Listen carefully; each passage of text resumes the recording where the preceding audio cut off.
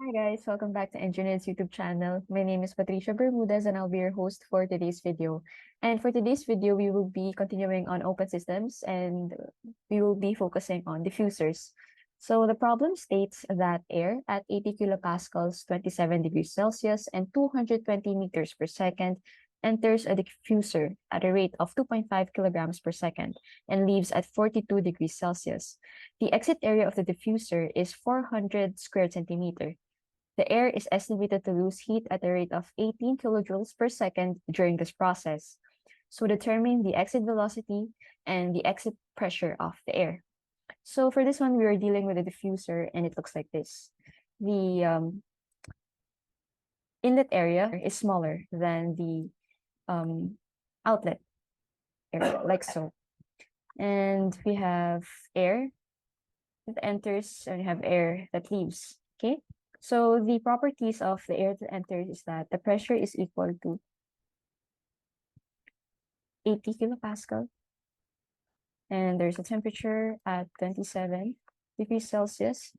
There is a velocity at 220 meters per second, and then we have a mass flow rate of 2.5 kilograms per second. And then we have heat here that is negative kasi it loses heat here. So it's negative 18 kilojoules per second. And then at the exit, the properties of air is there's only one given, and that is 42 degrees Celsius. So the problem is asking for the exit velocity and then the exit pressure. Okay. So for this problem, we have to use the open system energy balance. And the open system energy balance states that the heat plus the work will produce the change in kinetic energy plus the change in potential energy plus the change in enthalpy. Okay, but then for nozzles and diffusers, work is zero because they produce no work. So from here, we know that this work gets cancelled off because it is equal to zero. And then in this problem, there's no change in height stated here. So we can assume that the change in potential energy is also zero. So what we're left is the Q is equal to the change in kinetic energy and the change in enthalpy. But here we have no change in enthalpy given. So what we have to use the temperature here and use the formula delta H is equals to NCP delta T here. But we're gonna replace N and then we're gonna use delta KE is equal to V2 squared minus V1 squared over 2 GC. But then for SI units, we're dealing with SI units here. We know that GC for SI is equals to 1 kilogram meter per second squared Newton. And Newton is equals to kilogram meters per second squared. So this one gets cancelled off. Kilogram meter second squared get cancelled off kasi it's the same. And for SI units, we know that GC is just equal to 1. So we can cancel it off here. So now we just substitute the values. We know that Q is equal to negative 18 kilojoules per second. And there's no work. And this is equal to the change in kinetic energy. So we know that it is equal to V2 squared. And this is what we're looking for. Minus the initial velocity, which is 220 meters per second. And then this is squared over 2. Plus the change in enthalpy. And we know that the change in enthalpy is Cp delta T. And we have to assume here that the air is ideal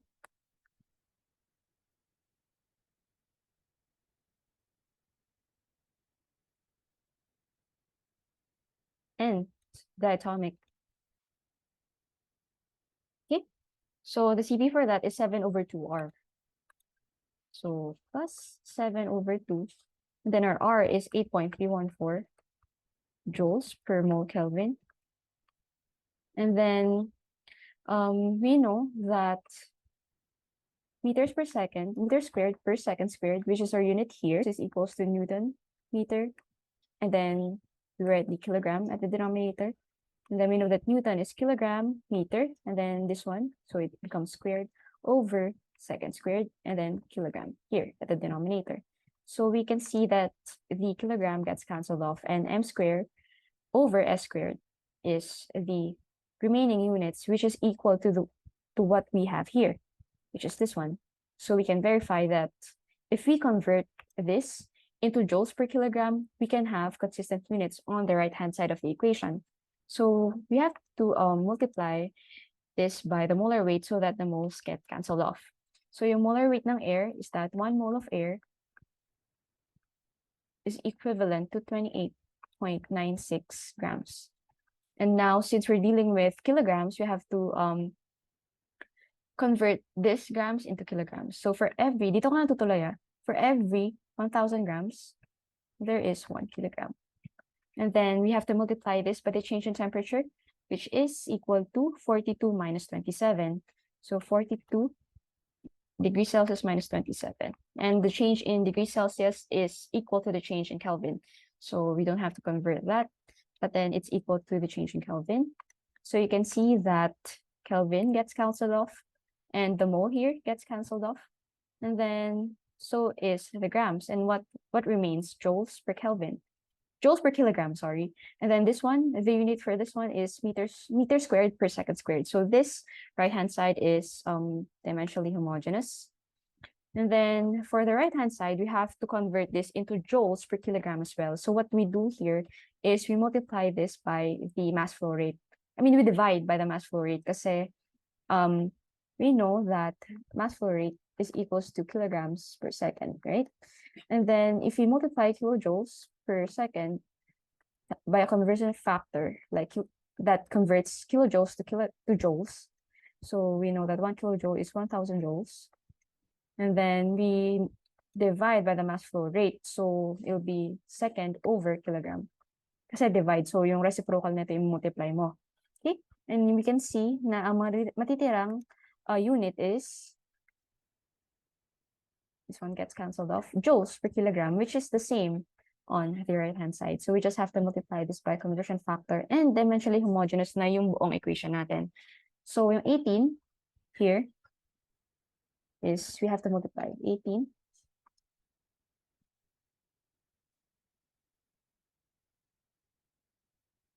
kilojoules per second, and negative, we multiply by 1,000.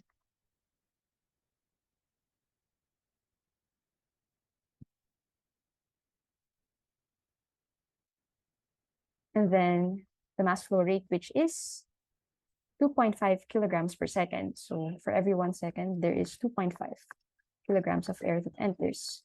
And then we just copy this whole equation here.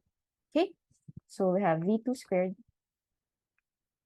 minus 200 meters per second squared over 2 plus 7 over 2 times 8.314. And then ang matitira ay joules. And then we have 1 over 28.96. And then we have 1,000. And then we have 42 minus 27. And then meron pala tong kilogram here. So ang unit nga ay joules per kilogram. And then here is meter squared per second squared, which is also equal to joules per kilogram. And then here, ang matitirang unit ay joules per kilogram. So we can find the value for V2, sorry, using shift solve.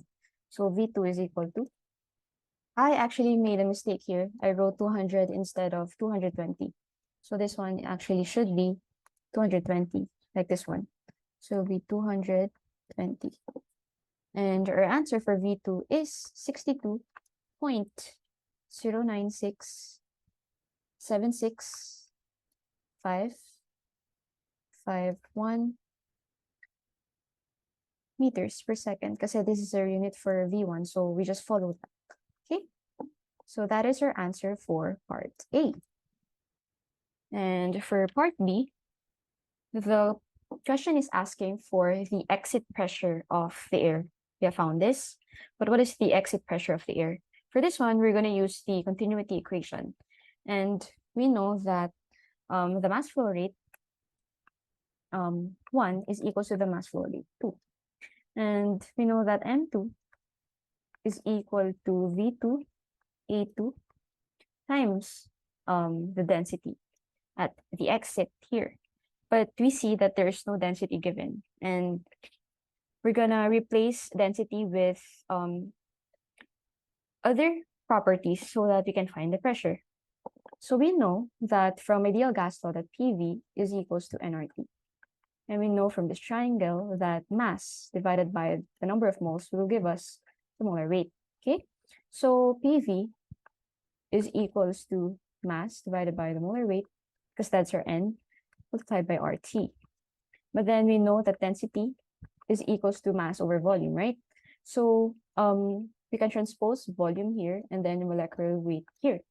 So yung P natin times the molecular weight is equal to the mass divided by the volume times RT. And therefore, we know that density here is equals to P times the molecular weight over RT. Transpose this to the denominator here. So we're going to replace density here with this. So we know that the mass flow rate is equals to the velocity at the exit times the inlet area, outlet area, sorry, times P1, P2, and then the molecular weight over RT. And T2, actually this is T2.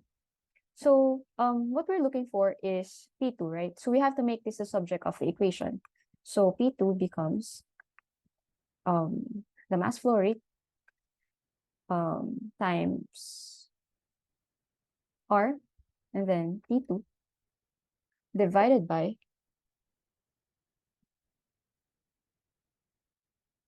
this one, we transposed this one, we transposed here, and then the A2 also, and then the molar weight also transposed here, and then itong R2 transposed with the mass flow rate here. Okay, so yan. Yung denominator natin will consist of V2, A2, and the molecular weight. So we just substitute it now. So pressure at the exit is equal to the mass flow rate, which is 2.5 kilograms per second. And then R, we use 8.314 Pascal meter cube per mole Kelvin. And then yung temperature natin at the exit is 42 degrees Celsius, and we convert that to Kelvin. 42 plus 273.15, and then Kelvin. And then our velocity at the exit is the one that we found, which is 62.097. We rounded off the 3 decimal places. So 62.097 meters per second. And then A2, which is the exit area. I forgot to include it here. A here is 400 cm squared. So this one, we multiply by the exit area, which is 400 cm squared. But then since we're dealing with meters here, like we are dealing with meters here and meters here, we have to convert this into meter squared. So for every 100 cm, there is 1 meter. And since this is squared, we have to square this conversion factor as well. And then finally, the molar weight of air. So for every 1 mole of air, there is 28.96 grams. And since yung unit here is kilogram, we have to convert this grams into kilograms as well. So for every 1,000 grams, there is 1 kilogram. Okay, you can see that kilograms will get canceled off here. And then cm squared here will get canceled off. Moles here will get canceled off. Kelvin gets canceled off. So, and then grams here as well. And what we're left with is meter squared times another meter is meter cubed. So it will get canceled off as well. And our unit for the outlet pressure is in pascals. So calculating that, we have, so our answer is 91,000 91,062.20709 pascals. And this is also equal to, if you convert this into kilopascal, we know that for every 1 kilopascal, there is 1,000 pascal.